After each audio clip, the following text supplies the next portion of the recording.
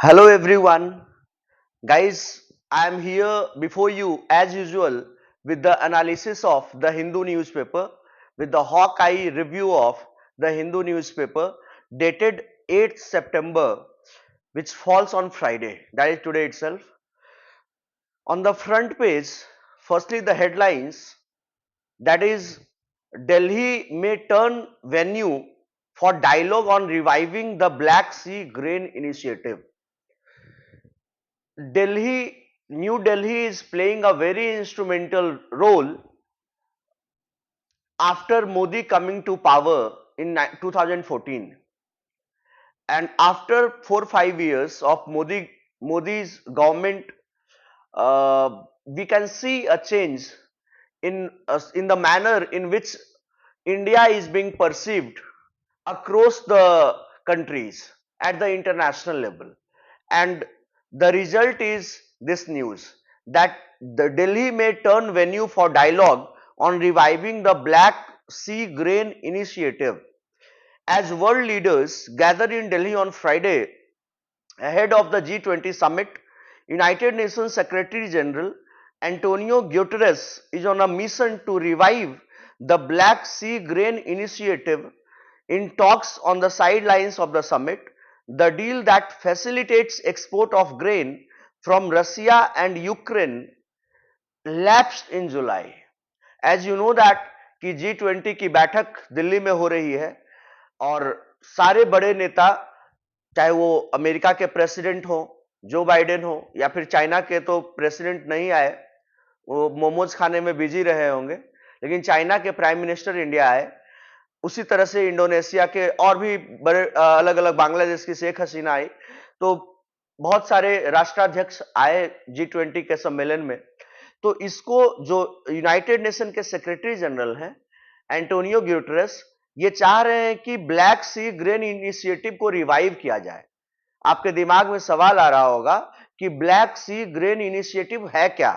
तो ये लिख रहे हैं, आपके न्यूज़पेपर में ही लिखा गया है, that is the deal that facilitates export of grain from Russia and Ukraine lapsed in July. जो एक्सपोर्ट ग्रेन का रसिया और यूक्रेन से होता था वो लैप्स कर गया है जुलाई में, क्योंकि आप जान रहे हैं कि अभी रसिया और यूक्रेन में क्या हो रहा है। Among those in Delhi, Turkey president Recep Erdogan, Russian foreign minister Sergei Lavrov, as well as leaders of European Union and United Nations officials will be trying to work on a compromise that would give assurances to Russia for an exchange that would allow grain export from blockaded Ukrainian ports to restart at the earliest, sources told the Hindu. कहा यह जा रहा है कि रसिया के अभी foreign minister भी आए हुए हैं दिल्ली में, सर्जी लैवरोव, और भी यूरोपियन यूनियन के, यूनाइटेड नेशन के ऑफिशियल्स आए हुए हैं। तो इनकी कोशिश होगी कि एक कंप्रोमाइज पर आए और यूक्रेन का पोर्ट जो कि अभी रसिया के कब्जे में है, वहां से जो ब्लॉकेज है उसको हटाया जाए और ग्रेन के एक्सपोर्ट को फैसिलिटेट किया जाए। राइट। तो इसको जो G20 की बैठक दिल्ली में हो रही है उसके साइड लाइंस पर ये जो यूनाइटेड नेशन के ऑफिशियल्स हैं और यूनाइटेड नेशन के सेक्रेटरी जनरल खास करके एंटोनियो ग्यूटरेस, इन लोगों की कोशिश है कि साइड लाइंस पर हम लोग इन सारे मुद्दों को भी सुलझा लें। Right guys, coming on to the next news on the front page itself, that is African Union to join G20 as Sherpas reach a deal. That is, the African Union, that is AU, is set to join the G20 as negotiators agreed on clearing its membership, according to sources privy to the discussions at the Sherpa meeting at a resort on the outskirts of Delhi. देखिए Delhi, how Delhi is so wonderfully playing a role of negotiator, arbitrator, mediator, conciliator, and it's all happening in Delhi, in your national capital. What can be a better news than this at for the international community? कि दिल्ली में आपका जो इसमें photo भी दिखाया गया है कि security personnel keep strict vigil near the G20 venue at Pragati Maidan in new Delhi on Thursday. This will mean the 55-member African Union will join the European Union as the only two regional bodies in the G20. So this will be again a welcome news because G20 will become even more effective. G20 को और भी ज्यादा ताकत मिलेगी, उनका जो wider approach होगा वो और भी वाइड होगा, उनका सर्कमफेरेंशियल एम्बिट जो होगा वो और भी बड़ा होगा, राइट. तो ये एक वेलकम न्यूज है और ये सब दिल्ली में हो रहा है, तो ये और खुशी की बात है. This is icing on the cake. The next news is governor invites Mamata to protest inside Raj Bhavan. This had to be the scene because there is a clear cut altercation, direct altercation, collision, attack you can say, from the government towards the Raj Bhavan, towards the governor. Mamata Banerjee ने पहले ही बोल दिया है कि हम वेतन भी रोक देंगे, हम फाइनेंशियल हेल्प नहीं करेंगे. जो लोग भी गवर्नर की बात मानेगा, वार्ड सिटी के कोई भी ऑफिसर्स हो, प्रोफेसर्स हो, कोई भी ऑफिशियल हो, और इनफैक्ट ये भी बोला कि हम राजभवन के सामने हम प्रदर्शन करेंगे, धरना देंगे. तो जो वेस्ट बंगाल के गवर्नर हैं आनंदा बोस, इन्होंने थर्सडे को ममता बनर्जी को इनवाइट किया कि राजभवन के बाहर क्यों, राजभवन के अंदर आकर के प्रोटेस्ट करिए, राजभवन के अंदर आकर के धरना दीजिए. Next is conversion plaint can be filed only by kin of affected. Allahabad high court का जजमेंट है जिसमें कहा जा रहा है कि granting bail to two persons booked under the unlawful conversion law in Uttar Pradesh, the Allahabad high court said only the converted person और their kin can lodge complaints in such cases. ये सही जजमेंट है, इसमें मतलब कि आप इसको आर्ग्यू नहीं कर सकते. कहा यह जा रहा है कि अगर कन्वर्जन का कोई प्लेंट फाइल होगा, कन्वर्जन मतलब कि कोई हिंदू से मुसलमान बना है, मुसलमान से हिंदू बना है, जनरली होता है कि हिंदू से मुसलमान बनाने कन्वर्जन ज्यादा कराया गया क्योंकि लव जिहाद इसी को कहा गया. तो कहा जा रहा है कि अगर कन्वर्जन प्लेंट फाइल किया जाएगा तो फाइल वही कर सकता है, या तो जो जिसको कन्वर्ट कराया गया वो खुद फाइल कर दे, या तो उसके किन मतलब उसके जो परिवार के लोग हैं वो फाइल करें. इनके अलावा और कोई फाइल नहीं कर सकता है कन्वर्जन का प्लेंट. Okay, next one is Stalin, Tamil Nadu chief minister, joins issue with Narendra Modi on Sanatan Dharma row. Udhayanidhi Stalin जो इनका बेटा है, पागल नालायक बेटा है, जो कि बयान दिया है सनातन धर्म के अगेंस्ट में कि कोरोना डेंगू मलेरिया की तरह ये बीमारी है और जैसे इसको खत्म किया गया सनातन धर्म को भी खत्म कर देना चाहिए. इतना ही नहीं, ए राजा जो कि 1,76,000 करोड़ के घोटाले में फंसा था 2G स्कैम में, वो भी डीएमके का नेता है, उसने कल बयान दिया कि सनातन धर्म कुष्ठ रोग की तरह है, एड्स की तरह, HIV और लेप्रोसी की तरह है. और ये सिर्फ मलेरिया, उसने बोला कि उदयनिधि स्टालिन ने तो he was gentle in commenting upon Sanatan Dharma, I will be harsh, A Raja ने कहा. बताओ, मतलब कि इन लोग के ऊपर मतलब कि इनके ऊपर देशद्रोह का मुकदमा चलना चाहिए और इनको जेल के अंदर डाल देना चाहिए. बोल रहे हैं कि सनातन धर्म एड्स की तरह है, मतलब कि इसमें आप किसी को बता भी नहीं सकते, ये लीगल इमोरल भी है. बताने में भी शर्म आएगी कि एड्स है, बताने में भी शर्म आएगा कि कुष्ठ रोग है, सोसाइटी से अलग थलग कर दिया जाएगा. उससे कंपेयर कर रहे हैं सनातन धर्म को. और ये जो इसका बाप है जिसने ऐसे बेटे को पैदा किया है, जो तमिलनाडु का मुख्यमंत्री है, वो कहता है कि हमारा बेटा जो बोला है वो गलत नहीं बोला है, और हमारे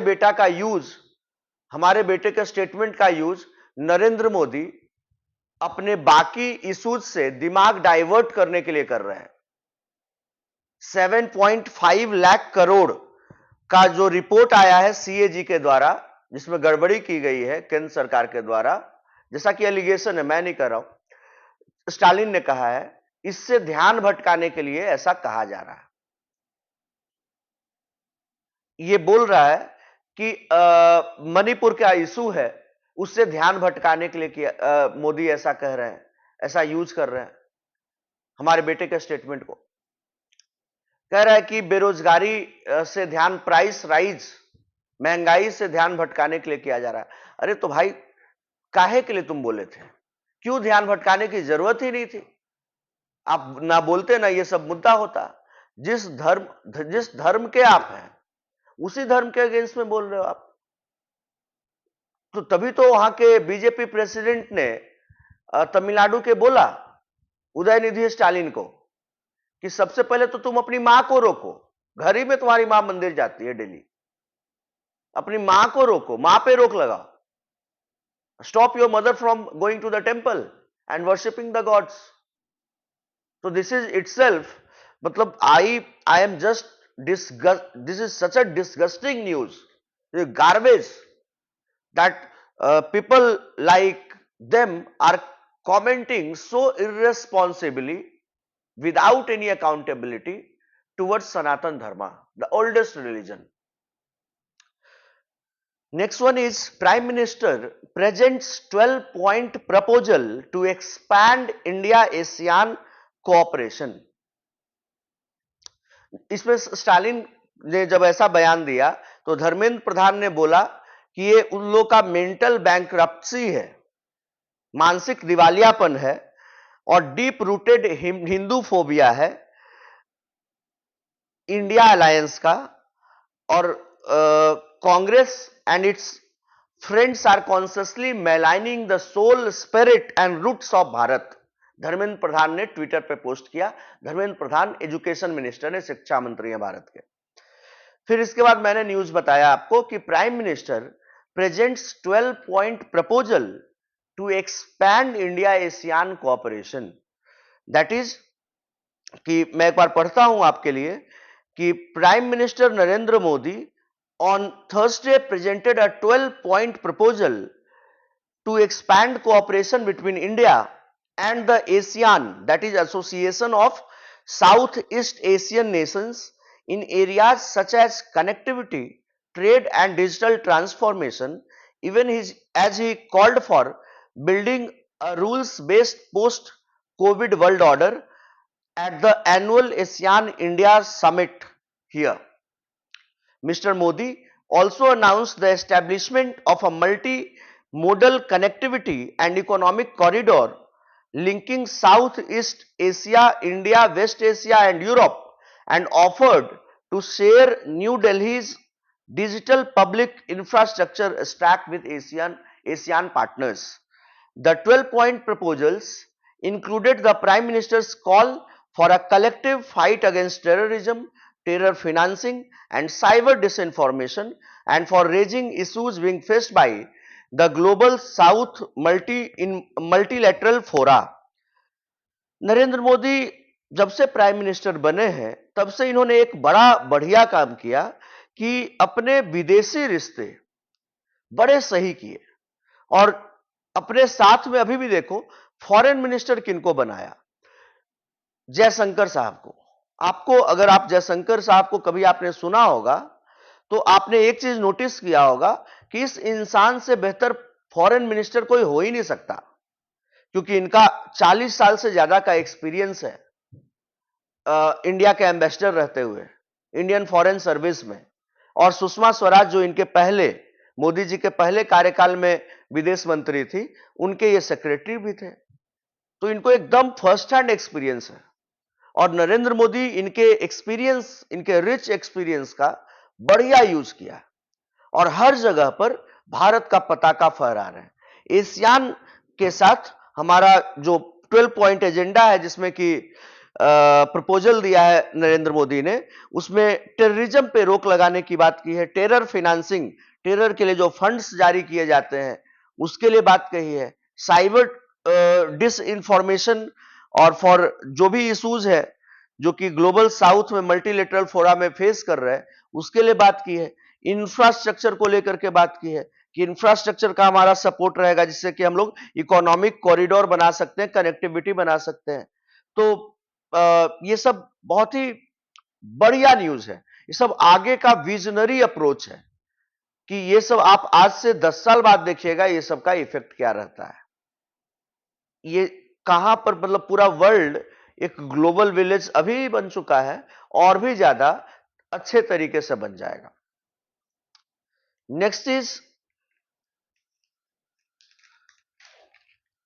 the next news is advertisement. आजकल द हिंदू वाले भी खूब एडवर्टीजमेंट देते हैं।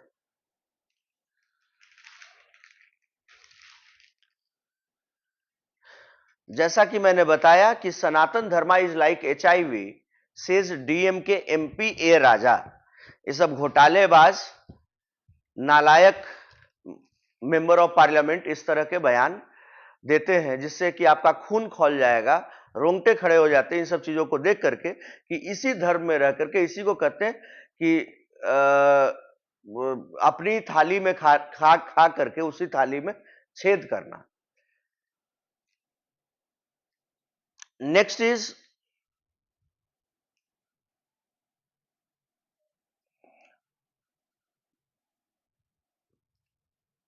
आप government adding to farmers use with power cuts.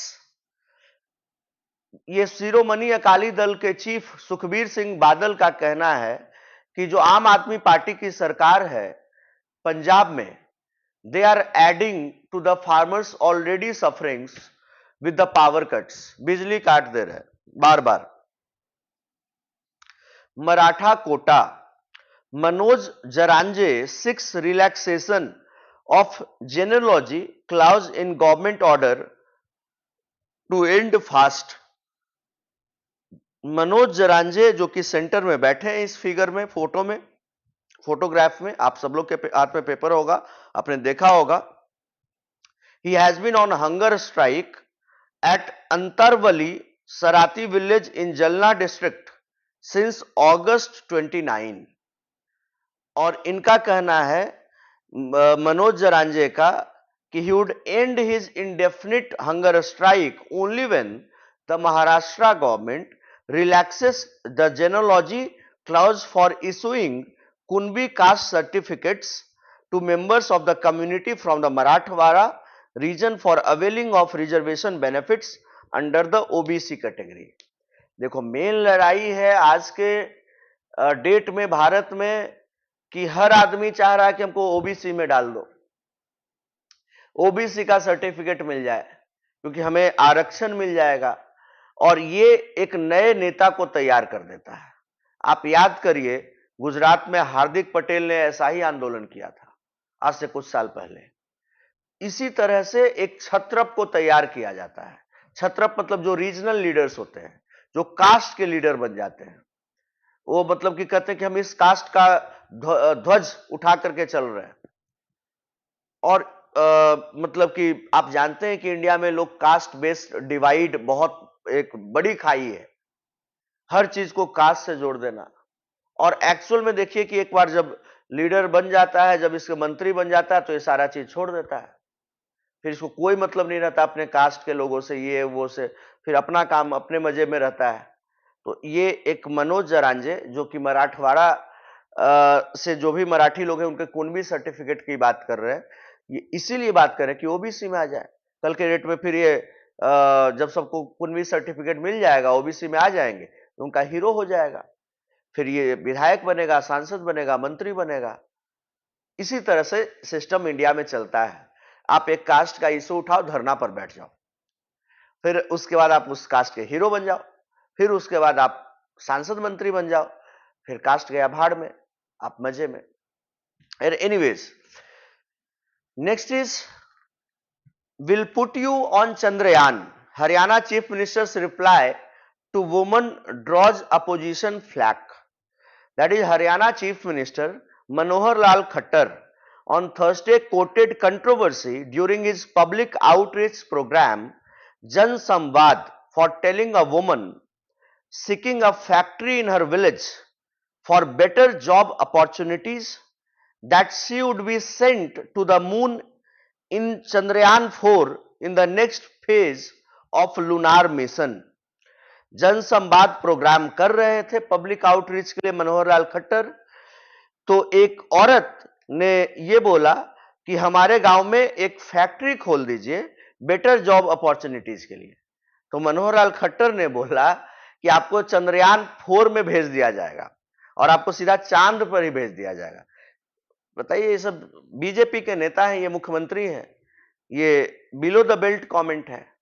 As a chief minister आपको इस तरह का बयान नहीं देना चाहिए था। अगर आप फैक्ट्री नहीं दे सकते तो मत दीजिए, लेकिन इस तरह का बयान देना कि चंद्रयान में बैठा करके भेज देंगे, पहले तुम ही चले जाओ यार, तुम्हारा उम्र भी हो गई है, तुम्हारी उम्र भी हो गई है, काहे के लिए मतलब कि हरियाणा में आपका ये दूसरा टर्म ऑलरेडी अब खत्म होने पे आ जाएगा अगले साल, तो ये सब का बयान नहीं देना चाहिए। तो सही हुआ कि इसको अपोजिशन ने टारगेट किया, बोला चंद्रयान 4 पर भेज देंगे। बताइए। Next is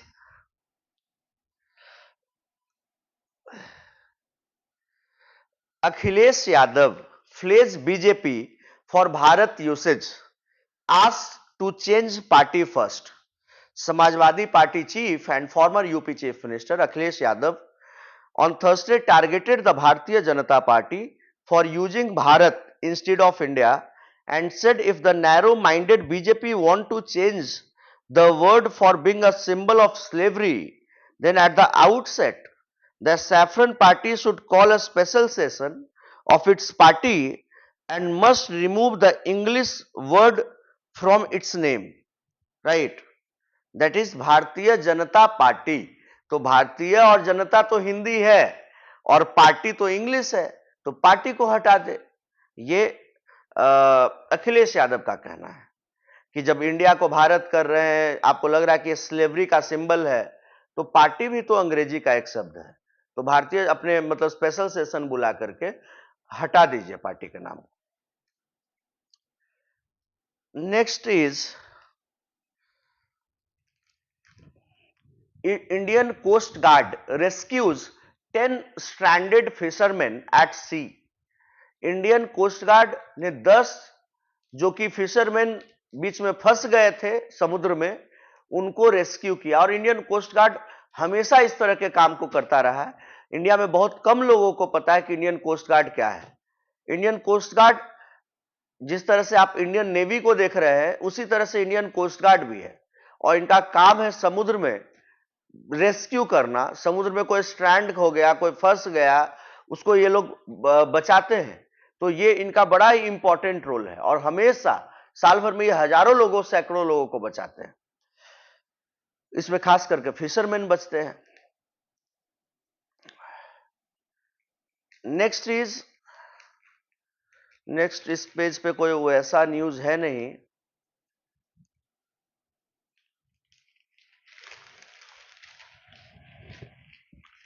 Kim Jong Un, that is on the page 9, sustaining conflict. Russian President Vladimir Putin and North Korean leader Kim Jong Un. Kim Jong Un को अगर आप देखिएगा, 24-25 साल का एक लड़का है। मुंह नाक आप देखिएगा ऐसा पूरा फूला फूला है, लगता है कि मतलब कि एकदम स्टीम्ड मोमोज की तरह इसका मुंह है, और एकदम बाल आर्मी कट में रखता है। ये अपने आप को आर्मी जनरल समझता है, लेकिन ये फुटबॉल की तरह इसका शरीर है, और ये एकदम एक पागल सनकी राजा है। ऑटोक्रेसी है नॉर्थ कोरिया में, आप जानते हैं। इसके पिताजी के मौत के बाद ये राजा बन गया, और 20-22 साल की उम्र से ये राजा बन गया, और तब से ये ऐसे ऐसे डिसीजन लेता रहता है नॉर्थ कोरिया में कि इस पर आप भरोसा नहीं कर सकते। एक बार इसकी गर्लफ्रेंड 99 डांसर के साथ, मतलब बैकग्राउंड डांसर के साथ डांस की, तो 99 लोगों को मरवा दिया कि मेरी गर्लफ्रेंड के साथ कैसे डांस करिए। एक बार आर्मी जनरल के साथ जा रहा था, एयरपोर्ट बना था तो देखने जा रहा था, तो आर्मी जनरल से पूछा कि कैसा लग रहा है एयरपोर्ट। आर्मी जनरल ने बोला कि बहुत अच्छा लग रहा है सर, उसको गोली मरवा दिया, बोला कि हमको अच्छा नहीं लग रहा है, इसको गोली मार दो। ये डिक्टेटरशिप है नॉर्थ कोरिया के प्रेसिडेंट किम जोंग उन का। तो अभी जो ये किम जोंग उन रसिया में मिला है वहां के प्रेसिडेंट व्लादिमीर पुतिन से, और न्यूज ये है कि the issue with Russia's arms purchases from north Korea, arms का डील हो रहा है रसिया और नॉर्थ कोरिया के बीच में।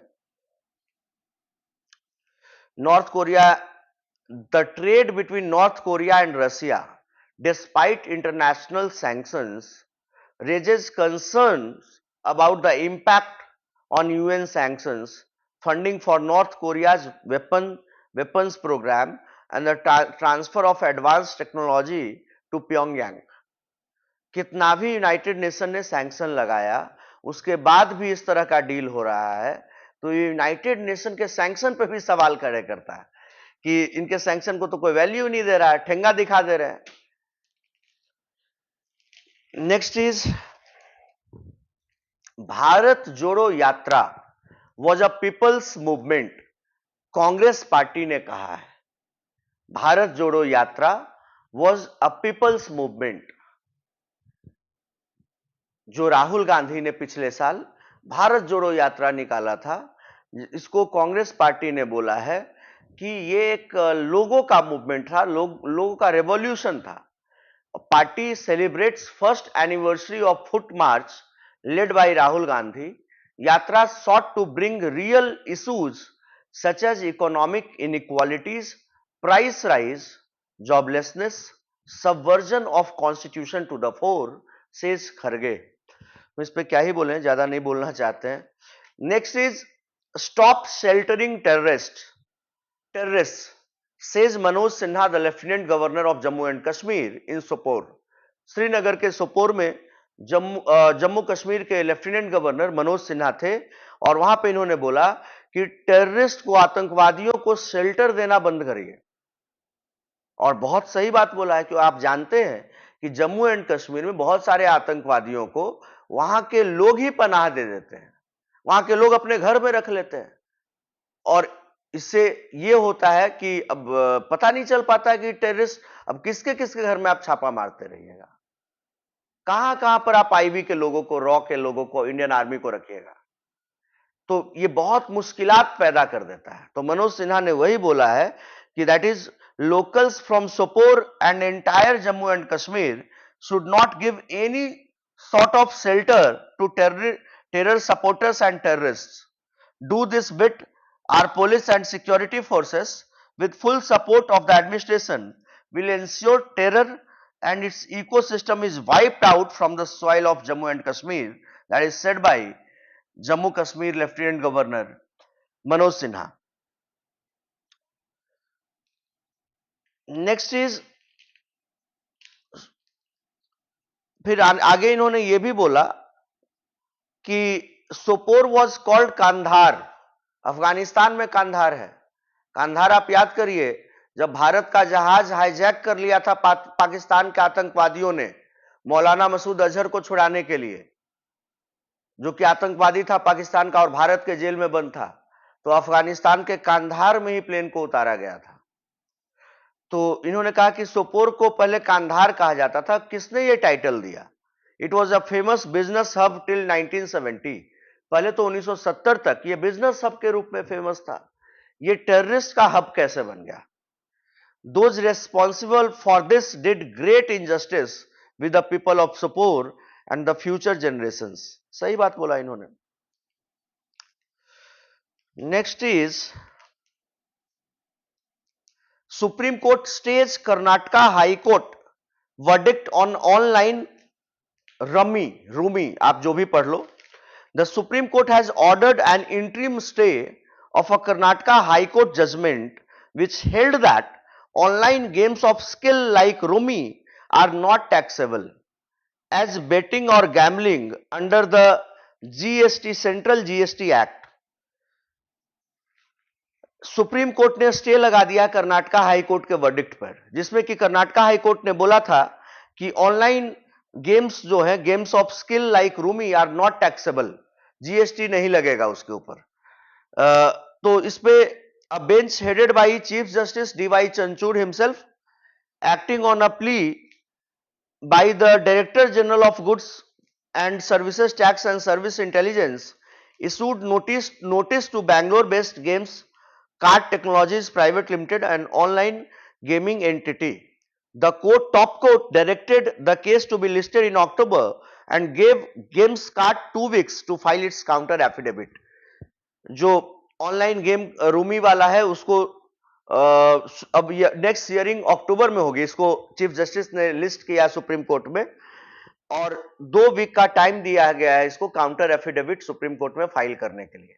और कर्नाटका हाई कोर्ट ने जो जजमेंट दिया था कि टैक्सेबल नहीं है जीएसटी के तहत, उस पर रोक लगा दिया है सुप्रीम कोर्ट ने। और ये जो बेंच को हेड कर रहे थे वो chief justice of India, Bharat के मुख्य न्यायाधीश न्यायमूर्ति डीवाई चंचूड़, धनंजय यशवंत चंचूड़ साहब खुद थे। At G20, Japan backs India not China as bridge to global south. Japan धीरे धीरे हम भारत से जुड़ता जा रहा है, और अभी भी देखिए फिर से G20 में जापान ने इंडिया को बैक किया है, चाइना को नहीं, इंडिया के साथ खड़ा दिखाई दिया है as a bridge to global south. Global south के तरफ जो हमारे कदम बढ़ रहे हैं सारे देशों के, उसमें जापान ने इंडिया को पार्टनर माना कि India is the crucial partner, not China. Next is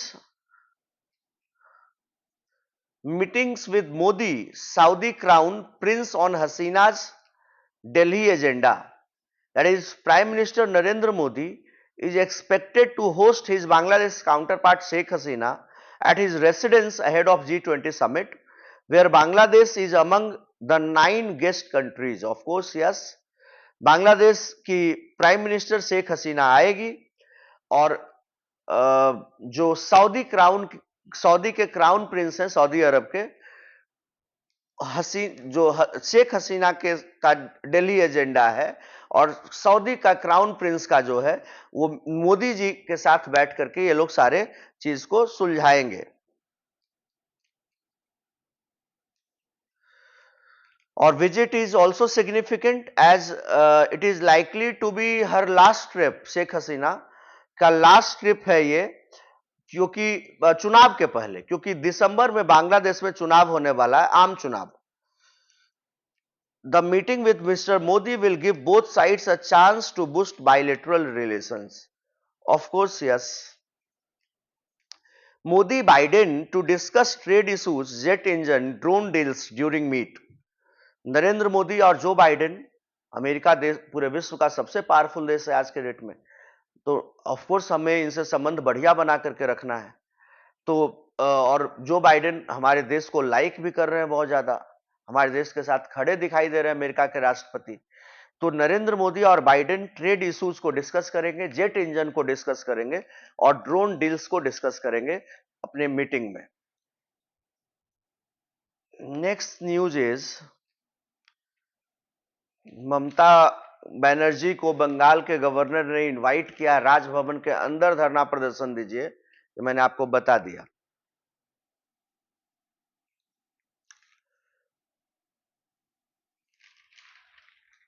और नेक्स्ट न्यूज जो है,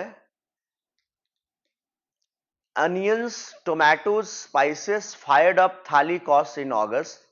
प्याज, टमाटर और मसाले के दाम अगस्त के महीने में काफी बढ़े रहे, महंगाई काफी बढ़ी रही, जिससे जो खाना है, थाली में जो आप खाना लेते हैं खाने के लिए, उसका फाइनल कीमत, ओवरऑल कीमत बढ़ गया। Next news is about the sports, on the sports page, that is, if you like me you don't have to hate Messi, says Ronaldo. That's a great camaraderie shown by Cristiano Ronaldo, that कि Cristiano Ronaldo और Lionel Messi आज world के greatest footballers हैं, और they are the one of the greatest footballers ever to play the game of football. तो Cristiano Ronaldo ने अभी बोला कि he and Messi have changed the history of football and that he still wants to raise the bar at the age of 38. वो अभी भी चाहते हैं, उन्होंने बोला कि हम और मेस्सी मिलकर के फुटबॉल के इतिहास को बदल दिया हम लोगों ने, और अभी भी 38 साल की उम्र पर भी मैं चाहता हूं कि और भी इसके स्टैंडर्ड को ऊंचा करूं। और इन्होंने कहा अपने राइवलरी जो मेस्सी के साथ है उस पे कहा कि अगर आप रोनाल्डो को लाइक करते हैं then you don't have to hate Messi, we are both very good, we change the history of soccer, that is football, soccer कोई फुटबॉल बोलते हैं। He has marked his path, I have marked mine. बहुत अच्छी बात है। Next is tension soars between PCB and जैसा। Pakistan cricket board और जैसा जो कि बीसीसीआई के सेक्रेटरी हैं और अमित शाह के बेटे भी हैं, केंद्रीय गृह मंत्री के, तो अमित शाह ये सॉरी जैसा और पाकिस्तान क्रिकेट बोर्ड के बीच में चीजें अच्छी नहीं चल रही है और थोड़ा सा कम्युनिकेशन गैप हो रहा है, और देखिए आगे चल करके क्या होता है। ये कोई ऐसा न्यूज नहीं है कि जो इससे सवाल आएगा आपके एग्जाम में। I think that